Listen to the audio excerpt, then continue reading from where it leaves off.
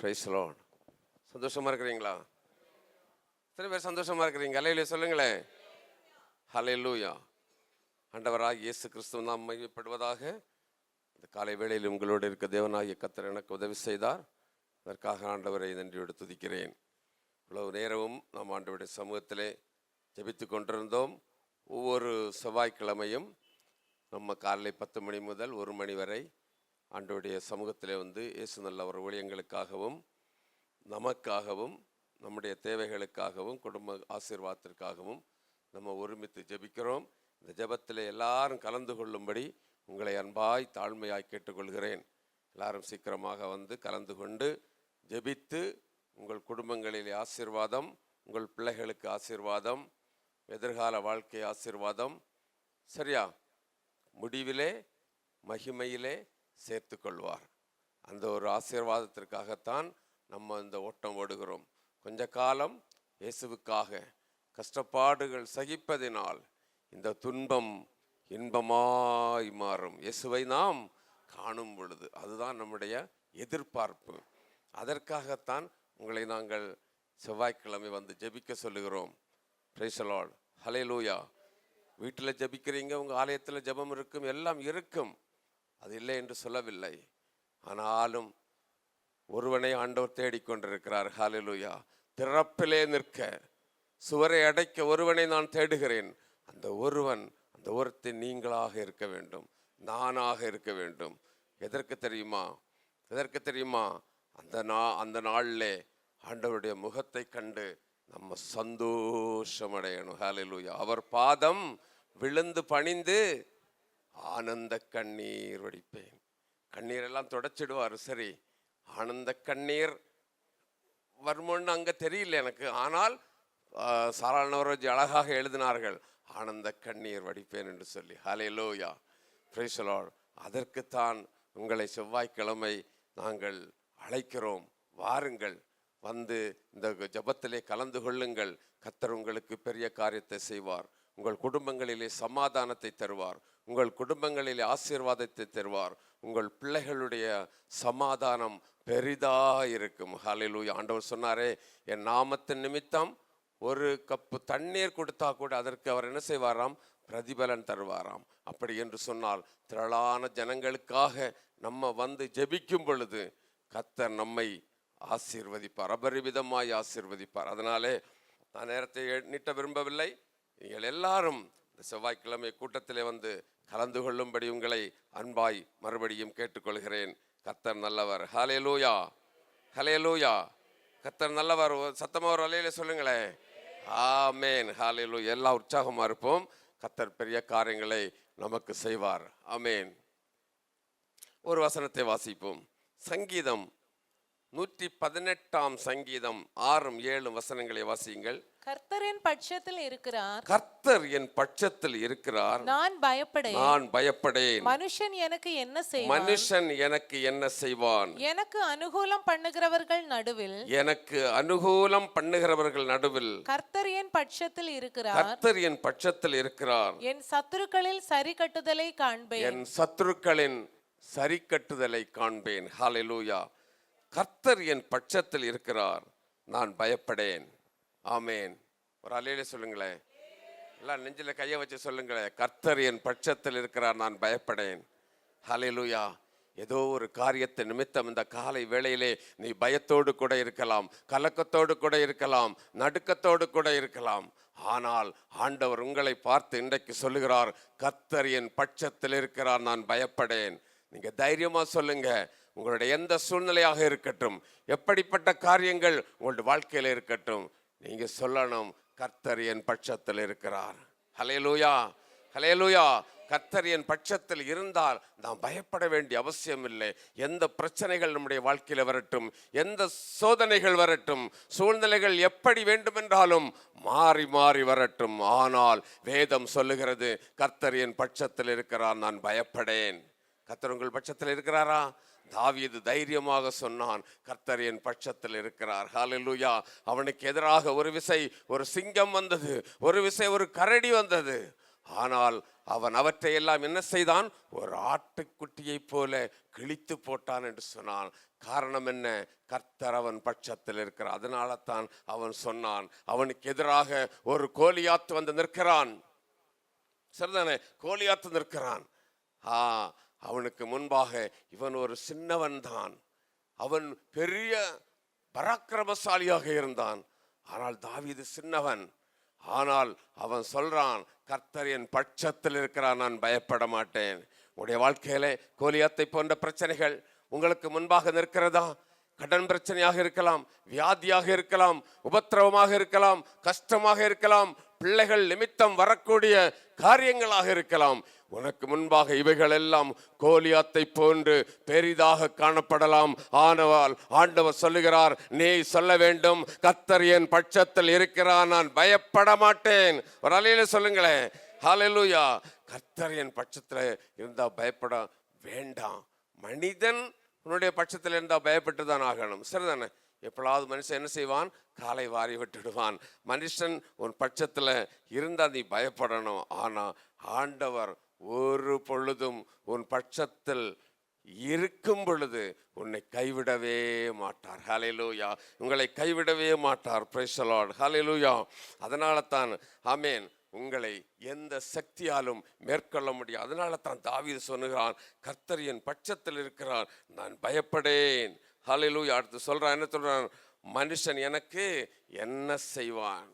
எந்த மனிதனும் உங்களுக்கு தீங்கிழைக்க முடியாது. கர்த்தர் பட்சத்தில் இருந்தார். அதனால தான் உங்கள் பிள்ளைகள் கர்த்தருடைய பட்சத்தில் வர வேண்டும் என்று சொல்லி நம்ம ஜெபிக்கிறது எதுக்கு? பிள்ளைகள் கர்த்தருடைய பட்சத்தில் இருந்தா நமக்கு தீங்கிழைவிக்க யாரும் வர முடியாது. ஆமென். அவர் என் பட்சத்தில் இருக்கிறார், பயப்படேன். மனுஷன் எனக்கு என்ன செய்வான்? மனிதனை கண்டு பயப்பட வேண்டாம். Price the Lord. கர்த்தர் உன் பட்சத்தில் இருந்தால் நீ யாரை கண்டும் பயப்பட வேண்டிய அவசியமே இல்லை. அவர் உன் பட்சத்தில் நின்று உங்களுக்கு எதிராக வருகிற எல்லா போராட்டங்களிலிருந்தும் உங்களை விடுவிக்க அவர் சர்வ வல்லமை உள்ள ஆண்டவர். நாம் ஆராதிக்கிற தேவன் என்பதை நாம் மறந்துவிடக்கூடாது. ஹல்லேலூயா. கர்த்தர் நம் பட்சத்தில் இருக்கணும். நீ கர்த்தருடைய பட்சத்தில் இருக்கிறாயா? இன்றைக்கு நம்ம தெரிந்து கொள்ள வேண்டும், கர்த்தர் நம்முடைய பட்சத்தில் இருக்கிறார். நமக்கு என்ன வந்தால் அவர் பார்த்து கொள்வார். நாம் கர்த்தருடைய பட்சத்தில் இருக்கிறோமா? அதையும் நாம் யோசித்துக் கொள்ள வேண்டும். ஹல்லேலூயா. நாம் அவருடைய பட்சத்தில் இருக்கணும். இன்றைக்கு கர்த்தருடைய பட்சத்தை விட்டு கொஞ்சம் கொஞ்சமாக நம்ம எல்லாம் சொல்லி கேட்டோமே, விலகி கொண்டிருக்கிறார்கள். கர்த்தர் உன் பட்சத்தில் இருக்க வேண்டும் என்று சொன்னால், உனக்காக யுத்தங்களை செய்ய வேண்டும் என்று சொன்னால், சில விட வேண்டிய காரியங்களை நீயும் நானும் விட்டுத்தானாக வேண்டும். எதற்கு முக்கியத்துவம் கொடுக்கிறாயோ? ஹல்லேலூயா. கர்த்தர் நம் பட்சத்தில் இருக்கணும். ஏன் நாம் விரும்புகிற காரியங்கள் நடக்காமல் போகிறது? ஏன் நம் ஜெபங்கள் கேட்காமல் போகிறது? ஏன் கர்த்தர் நமக்கு சில நன்மைகளை வழங்காதிருக்கிறார்? காரணம் என்ன? நம்முடைய முழு கவனமும் கர்த்தர் மேல் இல்லை. ஹல்லேலூயா. நான் உங்களுக்கு நிறைய தடவை சொல்லியிருக்கிறேன். பாஸ்டர் சுந்தரம் அவர்கள் உயிரோடு இருந்த நாட்களிலே ஒரு சனிக்கிழமை என்று சொன்னால் அவர் முழங்கால் நிற்கிற நாள். ஞாயிற்றுக்கிழமை ஆராதனைக்காக முழங்காலில் நின்று ஜெபிக்கிற நாள். அப்போ அவர் ஜெபித்து கொண்டிருக்கிறார். ஜெபிக்கிற நாளிலே வெளியிலே ஒருவர் உட்கார்ந்திருப்பார். ஜெபிக்கிற நாளிலே ஒரு அமெரிக்க தூதர் அங்க வந்தாரு. அவர் டிரான்ஸ்ஃபர்ல அமெரிக்காக்கு போக போறாரு. அந்த காலத்துல பிரம்மாண்டமான காரு கண்டாசான்னு சொல்லக்கூடிய காரு அந்த காலத்துல ஃபேமஸ் காரு. அந்த காரை கொண்டு வந்து காம்பவுண்டுக்குள்ள நிறுத்தி விட்டு, இந்த காரை நான் பாஸ்டருக்கு கொடுக்கணும், அதனால நான் அவரை பார்க்க வேண்டும் என்று சொல்லி சொன்னார். அவர் என்ன சொன்னார் தெரியுமா? அந்த காரை விட பெரியவர், அமெரிக்கா தூதரை விட பெரியவர் ஒருவரிடத்துல நான் பேசிட்டு இருக்கேன், நான் வர முடியாது என்று சொன்னார். என்னை பார்க்க வேண்டும் என்று சொன்னால் நாளை ஆராதனை முடிந்து என்னை பாருங்கள் என்று சொன்னார். ஹல்லேலூயா. தேவ மனிதன். ஹல்லேலூயா. அன்பு தேவனுடைய பிள்ளைகளே, யாருக்கு முக்கியத்துவம் கொடுக்கிறீர்கள்? நம்ம படிக்கிறோம், ஆண்டவர் என் பட்சத்தில் இருக்கிறார், நான் பயப்பட மாட்டேன்னு சொல்றோம். பட்சத்தில் இருக்கிறாரா? யோசித்து பாருங்கள். பட்சத்தில் இருக்கிறாரா? ஹல்லேலூயா. நம்ம எதற்கு முக்கியத்துவம் கொடுக்கிறோம்? ஹல்லேலூயா. கர்த்தரை நீ சேவித்தால் அவர் உன்னை உன் சந்ததியை அவர் என்ன செய்வார் தெரியுமா? பெரிய லெவல்ல கொண்டு செல்வார். ஹல்லேலூயா. உன்னுடைய பிள்ளைகளை அவர் ஆசீர்வதிப்பார். வேதம் சொல்லுகிறது, உன்னுடைய பிள்ளைகள் சமாதானம் பெரிதாயிருக்கும். பிள்ளைகள் வேதத்தை நேசிக்க வேண்டும், ஆண்டவரை நேசிக்க வேண்டும், கர்த்தரின் பட்சத்தில் இருக்க வேண்டும். நான் ஒரு நடந்த சம்பவம், கேட்ட ஒரு சாட்சியை சொல்லுகிறேன்.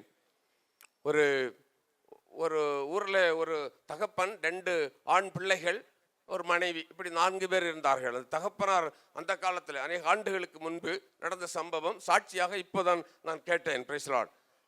ஒரு வெளிநாட்டில் நல்ல வேலை செய்தார். நல்ல வேலை செய்து ஏராளம் சொத்துக்களை சேர்த்தார். பயங்கரமான கேரளாவில் ராணியில் நடந்த சம்பவம். நிறைய சொத்துக்களை எல்லாம் சேர்த்தார். சேர்த்துவிட்டு அவர் வெளிநாட்டிலிருந்து இங்கே வரும் பொழுது அவருக்கு ஒரு கேன்சர் நோய் பிடித்து விட்டது. அவர் மரண தருவாயில் கட்டிலே படுத்திருக்கிறார். எல்லா டாக்டர்கள் எல்லாம் சொல்லிவிட்டார்கள், நீ மரித்து போவாய் என்று சொல்லி. அப்போ 2 பிள்ளைகளையும் அழைத்தார், மனைவியை அழைத்தார். 3 பேரும் நிற்கும்போது அவர் சொன்னார், நான் ஏராளமான சொத்துக்களை சம்பாதித்து வைத்திருக்கிறேன். சொத்துக்கள் ஏராளம் இருக்கிறது. இந்த அரண்மனை போன்ற வீடு இருக்கிறது. இவற்றை எல்லாம் தன்னுடைய 2 பிள்ளைகளையும் அந்த மனைவியை அழைத்து சொன்னார், இந்த வீடும் இந்த இதோட சேர்ந்த இன்ன சொத்துக்கள் எல்லாவற்றையும் தன்னுடைய இளைய மகனுக்கு கொடுத்தார். இளைய மகனுக்கு கொடுக்க வேண்டும். அப்போ மூத்த மகனுக்கு ஒரு சின்ன ஒரு இடம் மட்டும், ஒரு சின்ன ஆறும் தோடும் உள்ள ஒரு இடத்தை மட்டும், இது மட்டும்தான் உனக்கு என்று சொன்னார்.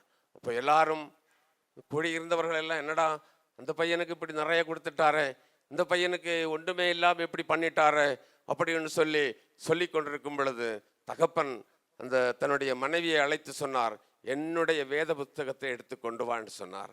என்னுடைய வேத புஸ்தகத்தை எடுத்துக்கொண்டு வா என்று சொன்னார். அந்த அம்மா போய் வேத புஸ்தகத்தை எடுத்துக்கொண்டு வந்தார்கள்.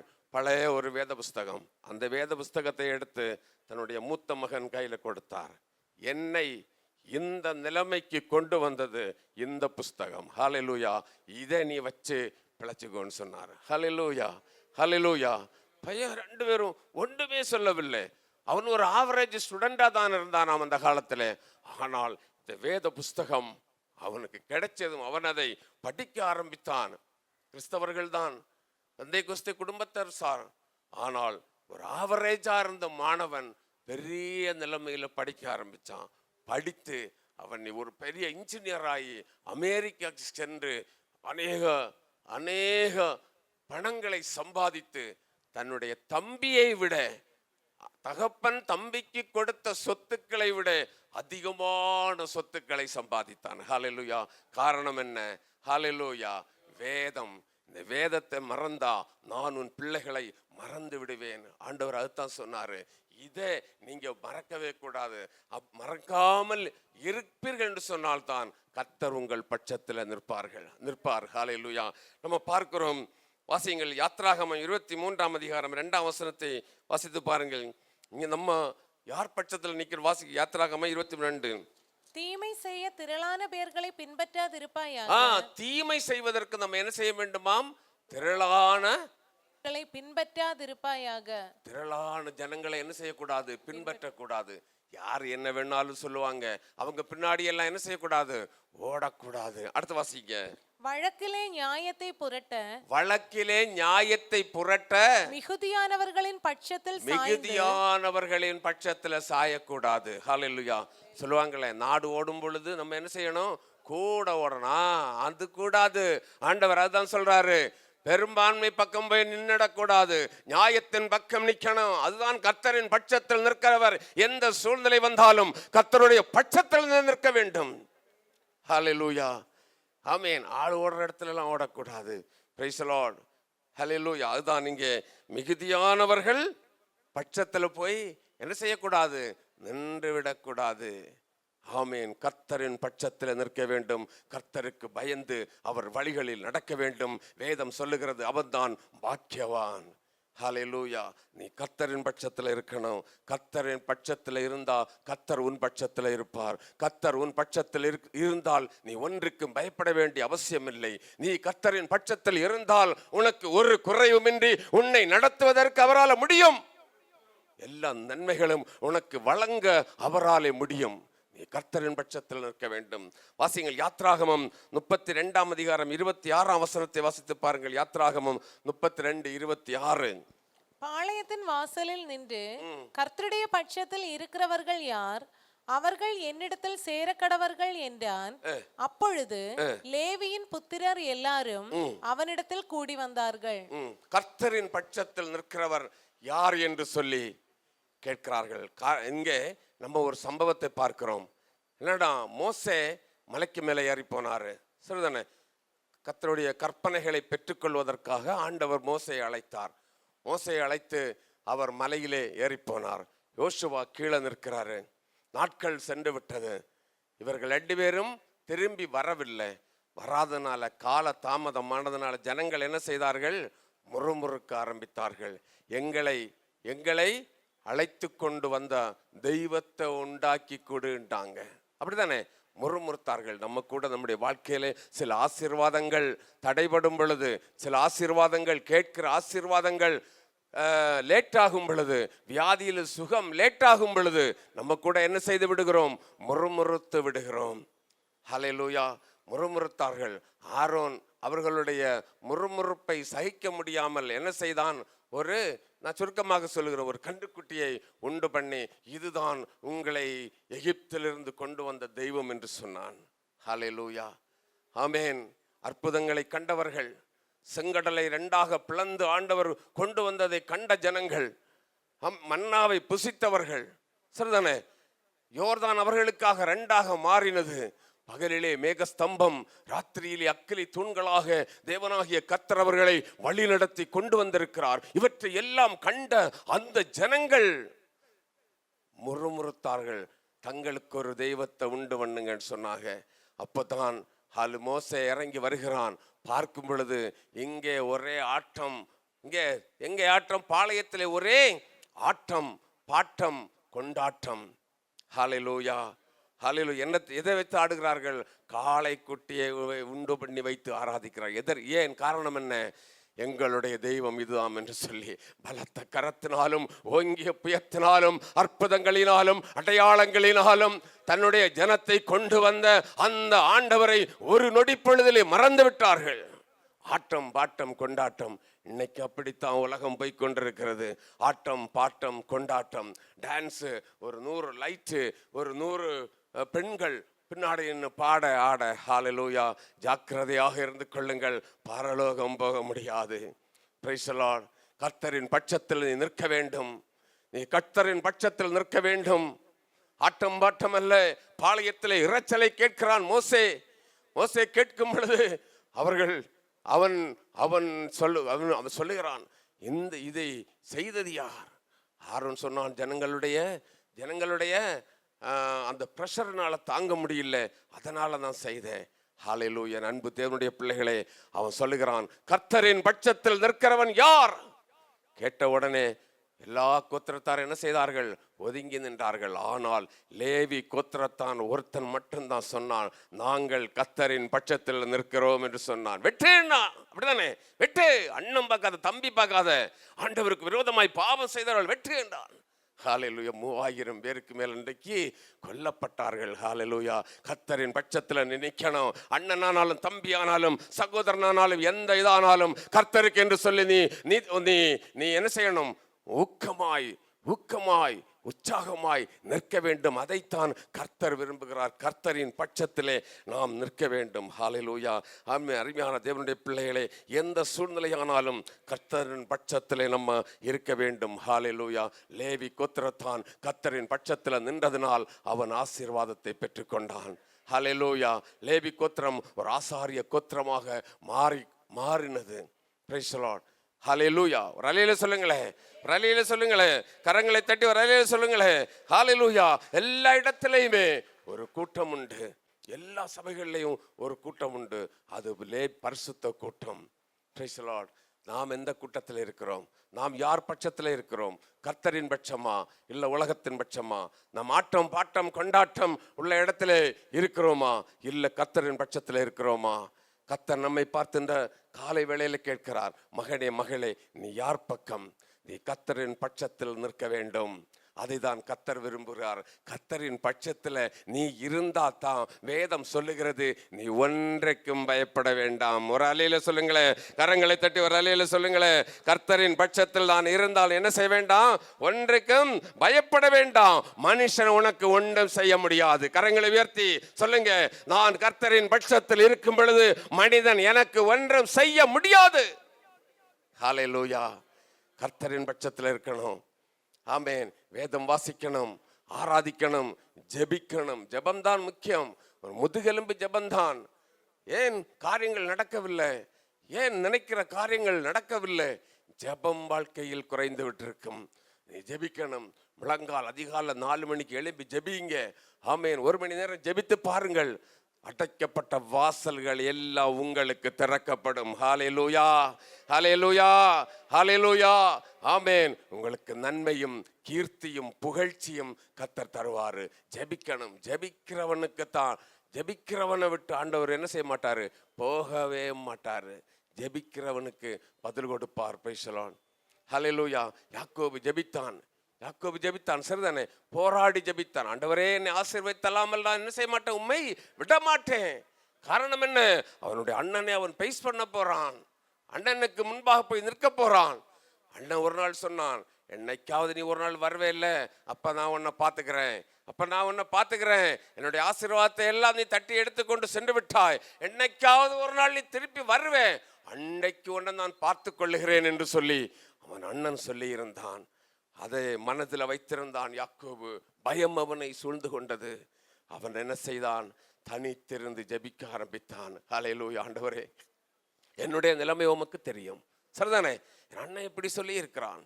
அதுல வேற இவன் அனுப்பினவர்கள் போய் வந்து சொன்னார்கள், என் அண்ணன் 400 பேரோட வாராருன்னு சொல்லி. இன்னும் அவனுக்கு பயம் எடுத்தது. ஹல்லேலூயா. ஒரே ஒரு காரியம்தான் அவனுக்கு முடியும், மேற்கொள்ள முடியும். கர்த்தருடைய பாதத்திலே விழுவதுதான், தேவனாகிய கர்த்தருடைய பாதத்திலே விழுவதுதான் அவனுக்கு மேற்கொள்ள முடியும் என்று சொல்லி அவன் ஆண்டவரிடத்தில் விட்டு, ஆண்டவரே, என்னை ஆசீர்வதித்தல்லாமல் உம்மை நான் விட மாட்டேன். ஹல்லேலூயா. போராடினான், இரவு முழுவதும் போராடினான். ஹல்லேலூயா. அதுதான் பெற்றுக்கொள்ளும் வரை போராட வேண்டும். ஒரு அல்லேலூயா சொல்லுங்களேன். நல்ல சந்தோஷமா சொல்லுங்க, சிரிச்சிட்டு சொல்லுங்க, பெற்றுக்கொள்ளும் வரை போராட வேண்டும். Praise the Lord. போராடினான். பெற்றுக்கொண்டானா? பெற்றுக்கொண்டான். அவனிடத்துல கேட்டான், அவன் பேர் என்னப்பான்னு கேட்டாரு. பேரு கேட்டாரு. ஏற்கனவே ஒருக்கி அவங்க அப்பா பேரு கேட்டாரு. அப்ப என்ன சொன்னான்? என்ன சொன்னான்? ஏசா என்று சொன்னான். அப்படித்தானே? தன்னுடைய சொந்த பேரை சொல்லல, ஏசா என்று சொன்னான். ஏமாற்றினான் தகப்பனே. ஆனா ஆண்டவர்கிட்ட வந்த பொழுது அவர் கேட்டாரு, உன் பேர் என்ன? அவன் சொன்னான், ஆண்டவரே, நான் யாக்கோபு, நான் ஏமாற்றுக்காரன் தான், நான் எத்தன் தான், ஆண்டவரே என்னை ஆசீர்வதியும். அதுதாங்க உள்ளம் துறந்து ஆண்டவரிடத்துல சம்மதிக்க வேண்டும். நம்ம குறைவுள்ளவர்களா உள்ளத்தை திறந்து ஆண்டவரிடத்தில் சொல்ல வேண்டும். யாக்கோபு சொன்னான், ஆண்டவரே நான் யாக்கோபு.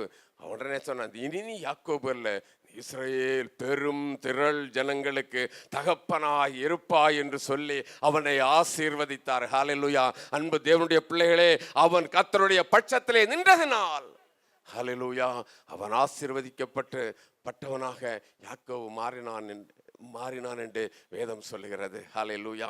என் அன்பியான தேவனுடைய பிள்ளைகளே, ஆமேன். லேவி கோத்திரத்தான் ஆண்டவர் பட்சத்தில் நின்றான். அவன் ஆசீர்வதிக்கப்பட்டான். எந்த சூழ்நிலையானாலும் சரி, எந்த பிரச்சனைகள் வந்தாலும் கர்த்தரின் பட்சத்தில் நிற்க வேண்டும் என்று சொன்னால் நீ ஆண்டவருடைய பட்சத்தில் இருக்க வேண்டும். கர்த்தரின் பட்சத்தில் இருக்க வேண்டும் என்று சொன்னால், ஆமேன், நீ அவருடைய பட்சத்தில் இருக்க வேண்டும். அவரோடு கூட சேர்ந்து நடக்க வேண்டும். யானோக்கு எப்படி தேவனோடு கூட சஞ்சரித்தானோ, யானோக்கு எப்படி தேவனோடு கூட சஞ்சரித்தானோ, அதை போல நீயும் நானும் அவரோடு கூட சஞ்சரிக்கணும். சஞ்சரிக்கும்போது தான் இந்த ஓட்டம் ஜெயத்துடன் முடியும், அந்த நாடு சுதந்திரிக்க முடியும். ஹல்லேலூயா, ஹல்லேலூயா.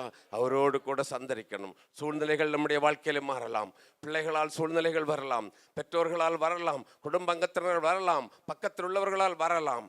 ஆனால் நீ மாறக்கூடாது. ஹல்லேலூயா. நான் மாறக்கூடாது. நான் கர்த்தரின் பட்சத்தில் நிற்க வேண்டும். சொல்லணும், கர்த்தரின் பட்சத்தில் நான் இருக்கிறேன், நான் உனக்கு பயப்பட மாட்டேன். உங்களுக்கு எதிராக சத்துரு வரும் பொழுது சொல்லணும், கர்த்தர் என் பட்சத்தில் இருக்கிறார், நான் பயப்பட மாட்டேன். ஆமேன். எந்த சூழ்நிலைகள் வந்தாலும் பயப்படக்கூடாது. லேவியின் புத்திரர்கள் கர்த்தரின் பட்சத்தில் நின்றார்கள், அவர்கள் ஆசீர்வதிக்கப்பட்டார்கள். ஹல்லேலூயா. யோசேப்பை பார்ப்போம். ஆதியாகமம் 50 அதிகாரம் 21 வசனத்தை வாசியுங்கள். ஆதியாகமம் 50:21. பயப்படாதிருங்கள், நான் உங்களையும் உங்கள் குழந்தைகளையும் பராமரிப்பேன் என்று அவர்களுக்கு ஆறுதல் சொல்லி அவர்களோட பட்சமாய் பேசுறான். இங்க பாருங்க, யோசேப்பை பார்ப்போம். யோசேப்பினுடைய சகோதரர்கள் ஒரு நாள் என்ன செய்தார்கள்? அவ யோசேப்பை என்ன செய்தார்கள்? குழியில போட்டார்கள். அங்கே இருந்து தூக்கி என்ன செய்தார்கள்? விற்று போட்டார்கள். இவன் அடிமையாக எகிப்துக்கு செல்லுகிறான். அங்கே படாத பாடுகள் எல்லாம் படுகிறான். செய்யாத குற்றத்திற்காக சிறைக்கு செல்லுகிறான். சிறையிலே அடிமையாக வாழுகிறான். ஆனால் அவன் என்ன அவனுடைய வாழ்க்கை எப்படி இருந்து தெரியுமா? அவன் கர்த்தரின் பட்சத்திலே இருந்தான். ஹல்லேலூயா. எந்த சூழ்நிலை வந்தாலும், தன்னுடைய சகோதரர்கள் தன்னை விற்று போட்ட பொழுதும், இவன் செய்யாத குற்றத்திற்காக சிறைச்சாலையிலே செல்ல வேண்டிய சூழ்நிலை வந்த பொழுதும் அவன் ஆண்டவரை விட்டு விலகவே இல்லை. ஹல்லேலூயா. ஆண்டவரை விட்டு விலகினானா? விலகவே இல்லை. அவன் வேற ஒரு ஆளுன்னா, ஐயோ நான் ஒண்ணுமே செய்யல, அவதான் என்ன பிடிச்சா, அப்படி இப்படின்னு எல்லாம் புலம்பி இருப்பாங்க. ஆனால் அவன் எந்த மாதிரியும் புலம்பினதாக வேதம் சொல்லவில்லை. அவன் என்ன செய்தான்? ஆண்டவரை மட்டும் உறுதியாய் பற்றி கொண்டு அவருடைய பட்சத்தில் இருந்தான். அதனால தான் ஆண்டவரும் அவன் பட்சத்தில் இருந்தான். கடைசியில என்ன நடந்தது? யோசேப்புக்கு என்ன கிடைச்சது? யோசேப்பு எந்த இடத்துல அடிமையாக விற்கப்பட்டு போனானோ அதே இடத்துல கர்த்தர் அவன் பட்சமா இருந்ததுனாலே அவன் அங்கே என்ன எடுத்தான்? பிரதான மந்திரியாகக்கூடிய ராஜாவுக்கு அடுத்தவனாக மாறினான். ஹல்லேலூயா. அப்படித்தானே மாறின காரணம் என்ன? கர்த்தர் அவன் பட்சத்தில் இருந்தான். அவனும் எல்லா சூழ்நிலைகளிலும் கர்த்தரின் பட்சத்தில் இருந்தான். ரெண்டு பேரும் ஒன்றாக இணைந்து, நானே நல்ல திராட்சை செடி, என்னிலே படர்கிறவன், படர்ந்திருக்க வேண்டும். இயேசுவோடு கூட இணைந்து வாழ்கிற வாழ்க்கை, அதுதான் அவன். அந்த இணைந்து வாழ்கிற வாழ்க்கை வாழ்ந்ததினால்தான் என்ன, அவன் அந்த எகிப்துக்கு பிரதம மந்திரி ஆகிறான். அடுத்து வாரம் பாருங்க, அடுத்து அங்கே பஞ்சம் வந்த பொழுது தன்னுடைய சகோதரர்கள் எல்லாம் இவனை பாழும் கிணற்றில் போட்ட அடிமையாக விற்ற சகோதரர்கள் தான் அங்க வருகிறார்கள். வந்து சகோதரர்கள் தெரிஞ்ச பிறகு தன்னுடைய தகப்பன் மரித்து போகிறான். மரித்து போன பொழுது இவர்களுக்கு ஒரு பயம் வந்துச்சு. அப்பா இறந்து போயிட்டாரு, இனி இவன் நம்மளை பழி வாங்குவானோ என்று சொல்லி ஒரு சந்தேகம் சகோதரர்களுக்கு வந்தது. ஆனால் யோசேப்பு அவர்கள் பட்சமாய் வருகிறார். அந்த வசனத்தை மறுபடியும் வாசிங்க. ஆதலால் பயப்படாதிருங்கள். ஹல்லேலூயா. வாசிங்க. நான் உங்களையும் உங்கள் குழந்தைகளையும் பராமரிப்பேன் என்றும் அவர்களுக்கு ஆறுதல் சொல்லி அவர்களோட பட்சமாய் பேசினான். பாருங்க, ஹல்லேலூயா. அதுதான் ஆண்டவர் அவனுக்கு பட்சமாய் இருந்ததுனால அவன் தன்னுடைய சகோதரர்களுக்கு அவனும் பட்சமாய் இருந்தான். ஹல்லேலூயா, ஹல்லேலூயா.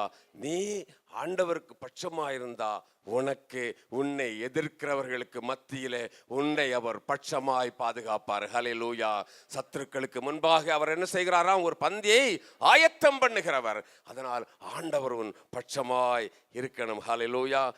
அன்பு தேவனுடைய பிள்ளைகளே, யோசேப்பு தேவனுடைய பட்சத்தில் இருந்தான், தேவன் அவனுடைய பட்சத்தில் இருந்தார். அடுத்து நம்ம பார்ப்போம், ஒரு வசனத்தை கூட வாசியுங்கள். மூன்றாவதாக எஸ்தர் 2 அதிகாரம் 17 வசனத்தை வாசிங்க. எஸ்தர் 2 அதிகாரம் 17 வசனம் முடித்து விடுகிறேன். Price the Lord.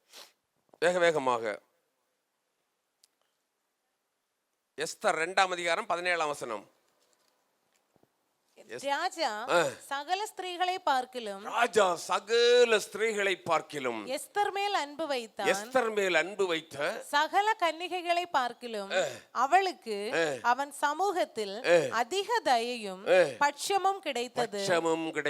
ஹல்லேலூயா. அப்போதும் இங்கே எஸ்தரை பார்க்கிறோம். எஸ்தர் மேல ராஜாவுக்கு என்ன கிடைச்சதாம்? பட்சம் கிடைச்சது. காரணம் என்ன தெரியுமா?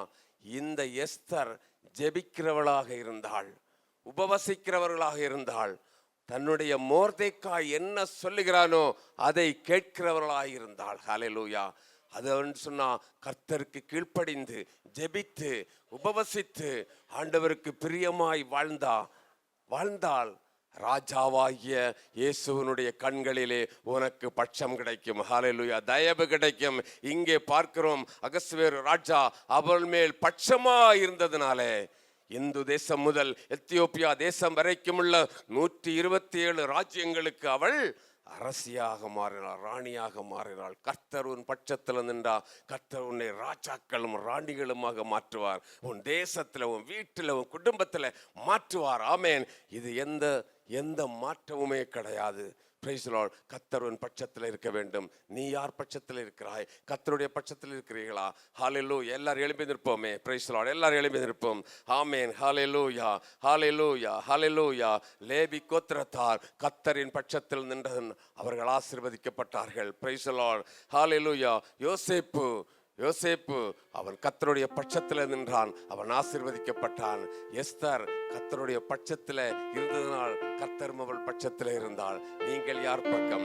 கர்த்தர் என் பட்சத்தில் இருக்கிறார், நான் பயப்படேன். தைரியமாக சொல்லுங்கள், கர்த்தர் என் பட்சத்தில் இருக்கிறார், பயப்படேன். வியாதியை கண்டு பயப்படாதே. ஆமென். உபத்திரவத்தை கண்டு பயப்படாதே. கடனை கண்டு பயப்படாதே. கஷ்டத்தை கண்டு பயப்படாதே.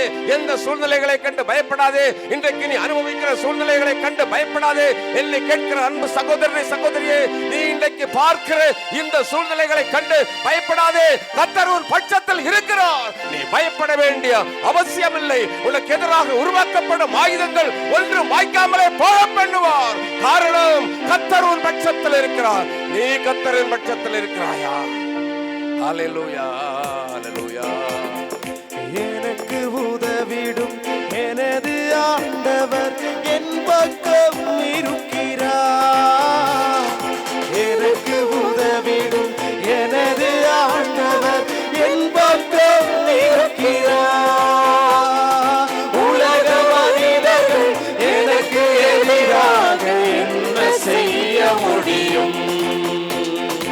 உலக மனிதர்கள் எனக்கு எதிராக என்ன செய்ய முடியும்? ஹல்லேலூயா, தோல்வி இல்லை. ஹல்லேலூயா, வெற்றி உண்டு. ஹல்லேலூயா, தோல்வி இல்லை. ஹல்லேலூயா, வெற்றி உண்டு. ஆண்டவர் படைத்த வெற்றி நாளே. இன்று நாங்கள் மகிழ்வோம், ஆர்ப்பரிப்போம், அல்லேலூயா பாடுவோம். இன்று நாங்கள் மகிழ்வோம், ஆர்ப்பரிப்போம், அல்லேலூயா பாடுவோம். எனது ஆற்றலும் எனது பாடலும் எனது மீட்புமானார்.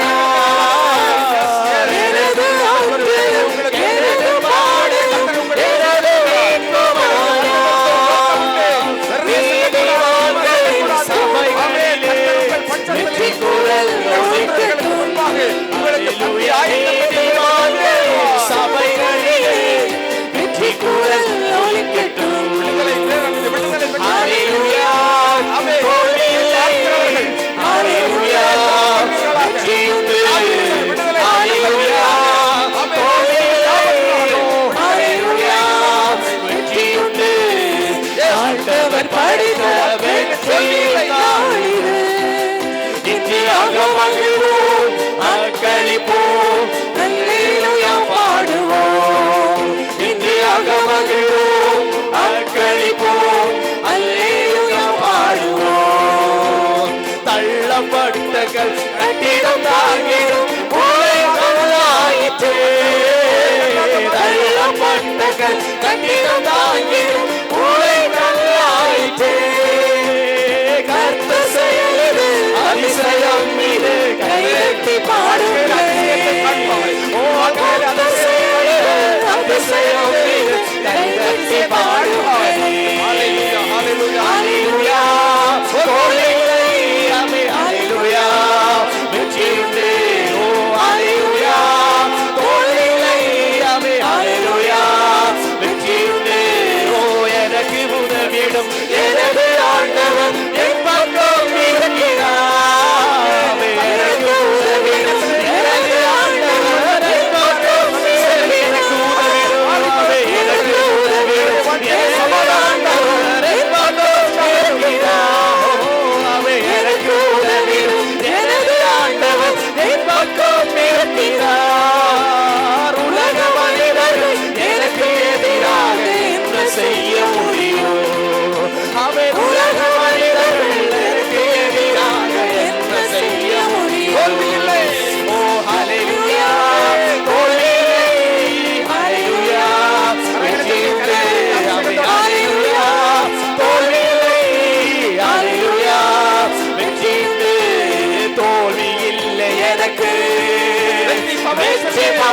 செல்வேன், தோல்வி இல்லை நமக்கு, வெற்றி பவனி செல்வோம். ஆமென். ஆண்டவர் படைத்த வெற்றியின் நாளிலே இந்தியாக மகிழ்வோம், அர்ப்பணிப்போம், அல்லேலூயா பாடுவோம். இந்தியாக மகிழ்வோம், அர்ப்பணிப்போம், அல்லேலூயா பாடுவோம். இந்தியாக மகிழ்வோம், அர்ப்பணிப்போம், அல்லேலூயா பாடுவோம். இந்தியாக மகிழ்வோம், கர்த்தரின் பட்சமாக இருக்கிற அல்லேலூயா பாடுவோம். கர்த்தரின் பட்சமாக இருக்கிற விரோதமாக இருக்க முடியும். அல்லேலூயா பாடுவோம். கர்த்தருக்கு வாழ்வாயாக, கர்த்தருக்குள் வாழ்வாயாக. உனக்காக அற்புதங்களை செய்ய வல்லவர், உனக்காக அற்புதங்களை செய்ய வல்லமை உள்ள தெய்வம். நமக்கு விரோதமாய் சாத்தான் நிற்க முடியாது, நமக்கு விரோதமாய் மனுஷன் நிற்க முடியாது, நமக்கு விரோதமாய் எந்த கிரியை நிற்க முடியாது. காரணம் இயேசு நம் பட்சத்தில் இருக்கிறார், இயேசு நம் பட்சத்தில் இருக்கிறார். விசுவாசமாய் சொல்லுங்க, இயேசு என்னோடு இருக்கிறார், இயேசு என் குடும்பத்தோடு இருக்கிறார், இயேசு என் வாழ்க்கையோடு இருக்கிறார், இயேசு என் எதிர்காலத்தோடு.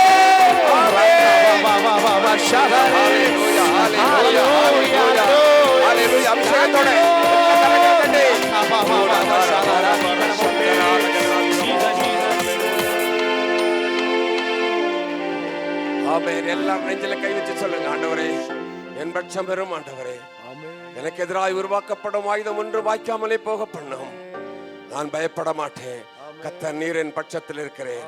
எனக்கு ஒரு நல்ல விடுதலை தருவீர், என் சமாதானத்தை தருவீர், என் குடும்பத்தை ஆசீர்வதிப்பீர், என் பிள்ளைகளை ஆசீர்வதிப்பீர், நல்லவே கையின் பிரயாசத்தை ஆசீர்வதிப்பீர். ஆமென். கடன்கள் எல்லாம் மாறி போகும், என் துக்கத்தை எல்லாம் சந்தோஷமாக மாற்றுவீர். ஆயத்திறந்து சொல்லுங்க, என் துக்கம் எல்லாம் சந்தோஷமாய் மாறும். நான் உங்களுக்காக ஜெபிக்கிறேன். எங்களை அதிகமாய் நேசிக்கிற நல்ல கர்த்தாவே, இந்த நல்ல வேளைக்காக உமக்கு ஸ்தோத்திரம் செலுத்துகிறோம் ஆண்டவரே. கர்த்தாவே, மட்டும் நேரம் எங்களோடு கூட இருந்ததற்காய் ஸ்தோத்திரம் ஆண்டவரே. நல்ல பாடல்களை தந்தீர், நல்ல ஆராதனையை தந்தீர் ஆண்டவரே. நல்ல சாட்சிகள், ஜெபங்கள் எல்லாவற்றையும் கேட்டோம் ஆண்டவரே. நல்ல செய்தியை தந்தீர் ஆண்டவரே. எங்களோடு நீர் பேசுறதற்காய் ஸ்தோத்திரம் ஆண்டவரே. நாங்கள் உம்முடைய பட்சத்தில் நிற்க நீர் எங்களுக்கு உதவி செய்து அருள வேண்டும் என்று ஜெபிக்கிறோம் ஆண்டவரே. பலத்தினால் அல்ல ஆண்டவரே, பராக்கிரமத்தினால் அல்ல ஆண்டவரே, உம்முடைய ஆவியினால எல்லாம் ஆகும் என்று சொல்லப்படுகிறது ஆண்டவரே. எந்த சூழ்நிலை வந்தாலும் உம்மை விட்டு நாங்கள் பின்வாங்கி செல்லாமல் உம்மோடு கூட நடக்க வேண்டிய கிருபை எங்களுக்கு தாரும் ஆண்டவரே. வந்த ஒவ்வொரு பிள்ளைகளையும் நீர் ஆசீர்வதியும், அபரிவிதமாய் ஆசீர்வதியும். எல்லா நன்மைகளால் நிறைத்தரலும், எல்லா தேவைகளையும் இவர்களுக்கு சந்தித்தரலும் ஆண்டவரே. கையின் பிரயாசங்கள் ஆசீர்வதிக்கப்படட்டும், செய்கிற தொழில்கள் ஆசீர்வதிக்கப்படட்டும், நன்மையும் பாக்கியமும் இவர்களுக்கு உண்டாகட்டும் ஆண்டவரே. குடும்பங்கள் ஆசீர்வதிக்கப்படட்டும் ஆண்டவரே, பிள்ளைகள் ஆசீர்வதிக்கப்படட்டும். மனம் திரும்பாத குடும்ப அங்கத்தினர்கள் மனம் திரும்பட்டும் ஆண்டவரே. வியாதியோடு இருக்கிறவர்களுக்கு இயேசு கிறிஸ்துவின் நாமத்தில் விடுதலையை கட்டளையிட்டாலும் ஆண்டவரே. எந்த வியாதியாக இருந்தாலும் இப்பொழுது சர்வ வல்லமை உள்ள தேவன் தொட்டு அவர்களை விடுதலையாக்கும் ஆண்டவரே. எல்லா நன்மைகளால் நிறைத்தரலும். இயேசு நல்லவர் ஊழியத்தை ஆசீர்வதியும் ஆண்டவரே. சூளகிரி மலையில் செய்கிற அந்த ஊழியத்தை ஆசீர்வதியும் ஆண்டவரே. பாஸ்டர் புனிதராஜ் ஆசீர்வதியும், அவர் குடும்பத்தை ஆசீர்வதியும், அபிஷாலை ஆசீர்வதியும் ஆண்டவரே. ஏற்ற வேளையிலே கர்த்தர் அற்புதமான ஒரு விடுதலையை கொடுத்தரள வேண்டும் என்று ஜெபிக்கிறோம் ஆண்டவரே. பெரிய காரியத்தை செய்யும் ஆண்டவரே. நன்மை செய்ய போறதற்காய் ஸ்தோத்திரம்.